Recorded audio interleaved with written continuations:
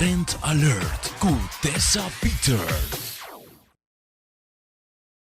By now nos tour sa kutinche sun gente treinando marcha duro mes per Bank Challenge.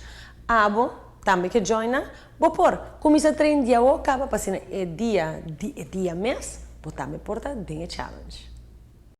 Recreação. Aruba Bank ta clape e pergunta-me está. Abo também ta clape? Tur aia nos ting nos Aruba Bank Walk and Run de 4 dias, que tá caminhada e corrimento de eigenlijk mais famoso na Aruba e é com mais ambiente e também é caminhada de família. E aia passar, celebrando nos dias aniversário de Walk and Run, nós introduzi Aruba Bank Challenge. Mirando o êxito de Kuesaki, nós segui a challenge aia aqui viaje mais. Que a challenge tá? A challenge tá em será training de diferente training. Bogia di Rodney Peter Nella e suo team di To Be Fit e partecipante na acaba tem 3 semanas em full preparação.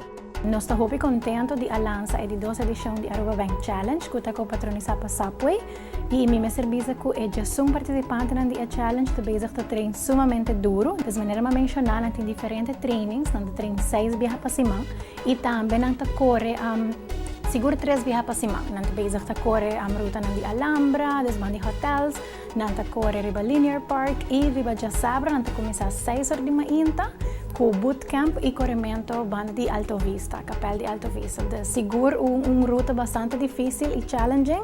E participante na haya diferente running clinics, na haya diferente lectura na passiya nang kikota e técnica perfecto para nang correr miho, kikota e sapato que por ayuda nang miho. Dus no pa marca pero é tipo de sapato que nang mister. E diferente equipments nang pagkukorrimento que por boost nang energia e ayuda nang kunang performance. Desde parte de Aruba Bank, nós estamos sumamente orgulhosos de Aruba Bank Challengers, maneira nós estamos nang. E nós queremos invitar a comunidade inteira para seguir nos no Facebook, Walk Tour, ng developments, ng updates e também queda pendiente para nos Walk and Run de 4 dias em Luna de May.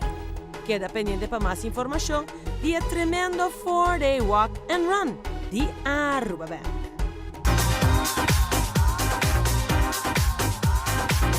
Trend Alert com Tessa Peters.